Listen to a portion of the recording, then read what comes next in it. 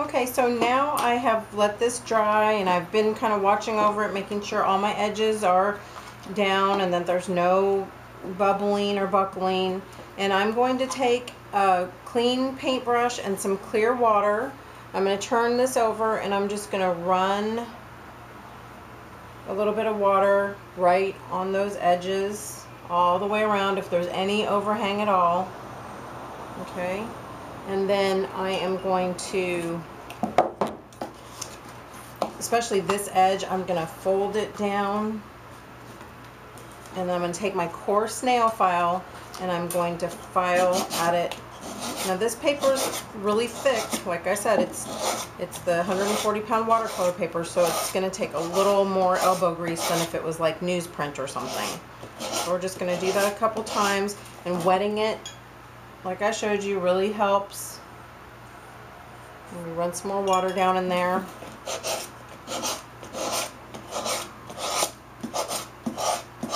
And file that edge away, okay? And once I get it to a certain point, it should begin to come off a little easier if I tear a little bit. Nope, still too thick. Maybe I'll run a little bit more water.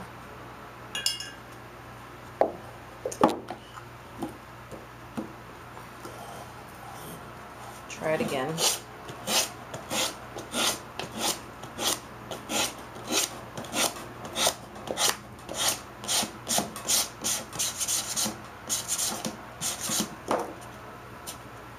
There we go.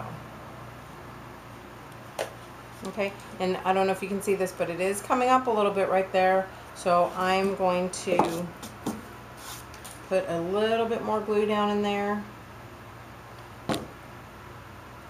making sure that edge is really covered well, and then I'll just go ahead and press it and hold it for a few seconds.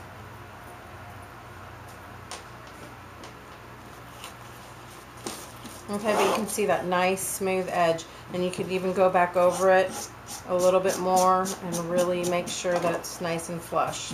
Okay, and again, we'll just continue to press it and work it down.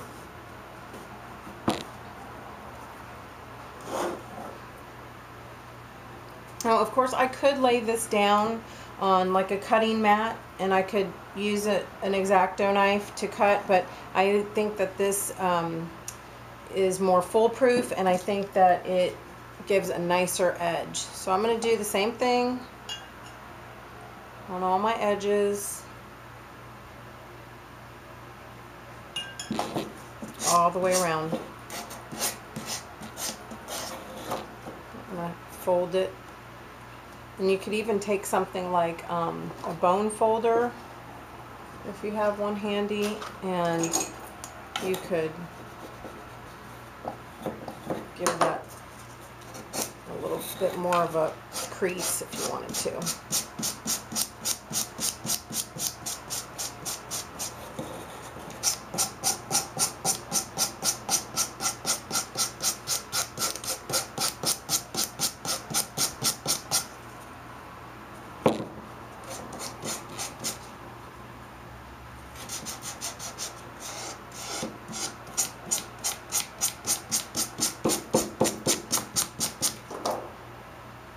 This side's actually almost a little bit trickier just because there is hardly any overhang, but just be patient and continue to work it, and it will come off.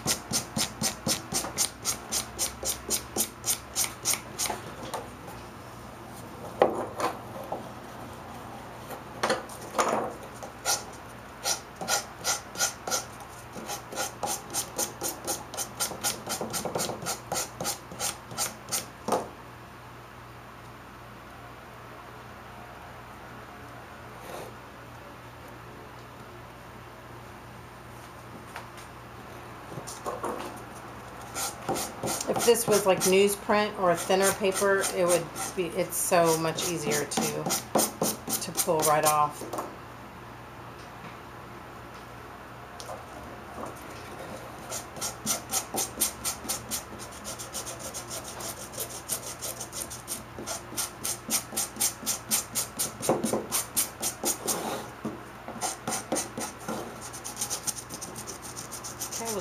finish up this last little bit of paper here.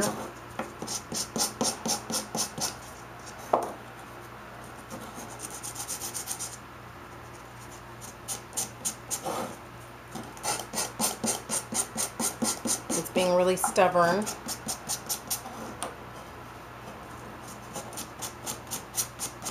But we're close.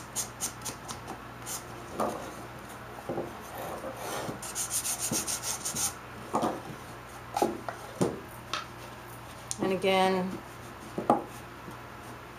press it down and making sure your edge is nice and smooth and cleaned off. And these edges really aren't bad, so I hardly had any overhang, as you can see on these, so I'm just gonna quickly kind of flush them up a little bit.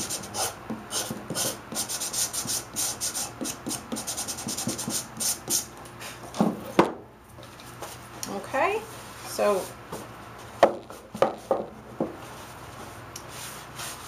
there you have your artwork all nice and mounted on your board.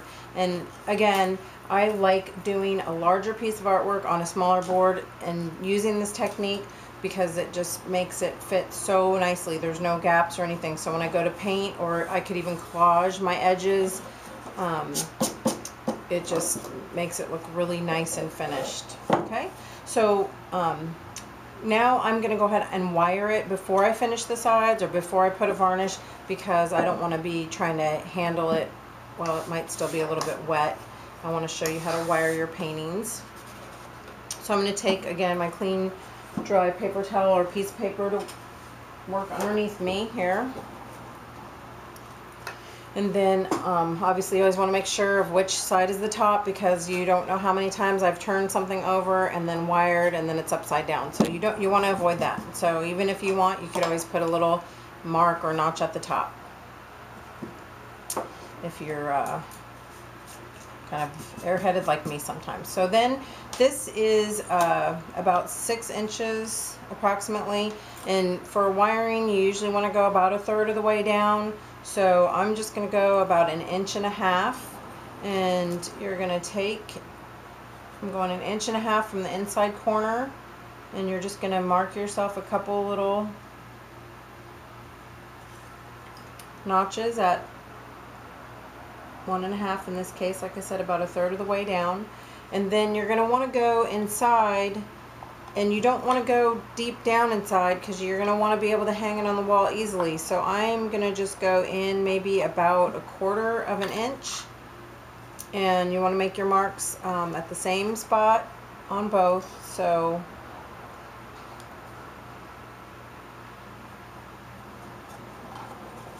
give yourself some little guidelines there. Little notch marks. Okay, like that. And then you can use your awl, or you could use your Dremel and get your holes started.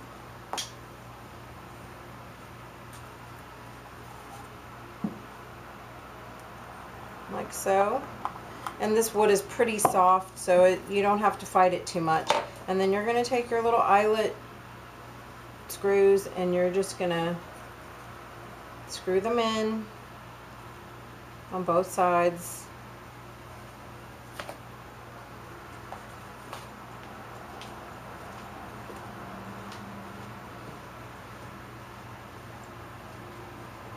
This is not the fun or glamorous part. I always don't really care for wiring my paintings, to be honest, but unfortunately it's something that has to be done.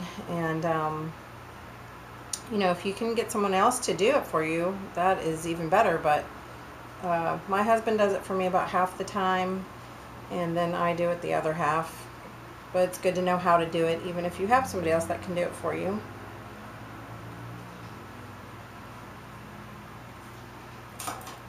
Okay, so you screw those in until they don't go in anymore. And you can see here I have them both kind of flattened out, going the same way. And then I'm going to take my wire, and like I said, it's just picture wire, and I would For this, I would actually even like something a little bit thinner, but this is all that they had at the hardware store, so it will work.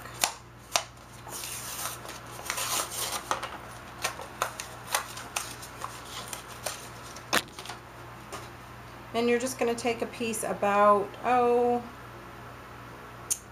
no, maybe about half as long. So like from here to here is only about 4 inches, okay? So I probably want about, oh, maybe 5 to 6 inches of wire.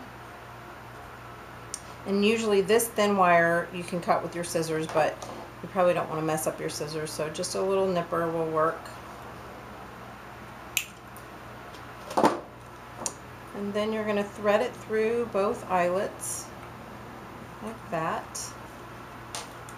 Okay, and pull it tight as you possibly can. Okay, and I got a little bit too much because I want both sides to be even, so I'm gonna trim that off.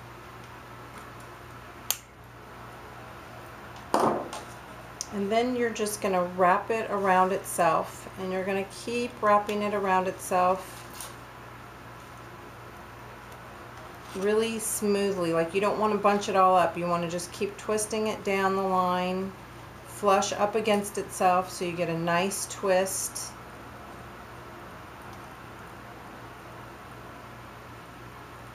And you just keep going on like that until you run out of wire. And then you can get like a little pliers, a little flat nose pliers, and squeeze that. And just be careful because it is a little sharp and pokey. And then this side you're gonna pull as tight as you can because you want this to be pretty firm and not have a lot of slack, okay? And do the same thing over here.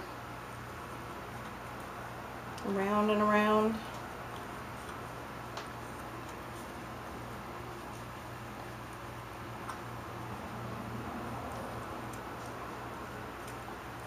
And there you have it, okay? And so that can just hang right on the wall. Now, I'm gonna go ahead and finish off my sides, and it will be ready to display or to sell. So for this one, I think I want to paint my sides. You know, a lot of people like to paint them all one color, like all black or maybe all white. I think in this case I'm going to use gray, and I'm going to use my gray gesso. I like to use gesso to paint the sides because it covers really well, and I don't have to fuss with it too much. But you know, another really fun thing is I could collage this, and then I could take like the same little stamp pattern, my little checkerboard pattern, and I could stamp the sides, or I could paint it with colors to match, whatever, you know, that's just it. I like to think of the side cradles as an extension of my painting, so many times I will do treatments on these edges to carry the painting over. But for this one, again, I'm just going to use some gray gesso, and I'm going to probably just put one coat. The thing is you kind of need to be careful that you're not going to want to get it on the painting. So if you're worried about that, you could always tape off using like low tack tape or something like that. But I'm just going to be careful, and if it happens to get on my painting, I can quickly wipe it away with the baby wipe, as long as I do it while it's still wet.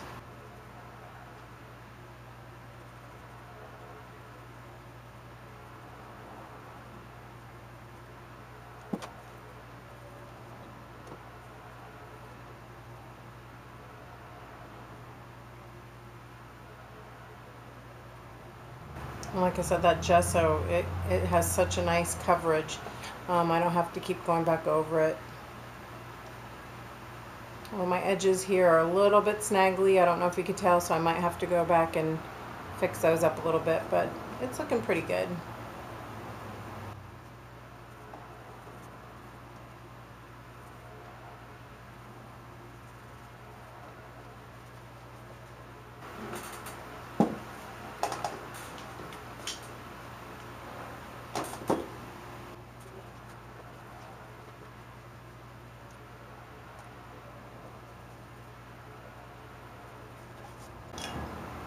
Okay, so now I have my edges all done. I only see a tiny little bit where I got a little bit up on my painting. So I'm just going to wipe that away and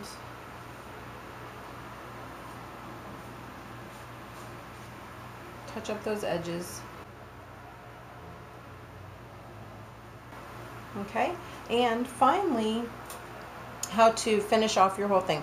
You are going to probably want to protect this, so I would suggest, especially if you have used water soluble like pencils or crayons, you probably are not going to want to brush on a varnish, just in case you know that it may smear some of your water soluble marks that you made. So I would recommend using a Krylon spray like a Kamara varnish, or just a matte finish, just a quick spray with something like this. You could even use a workable fixative if you wanted to.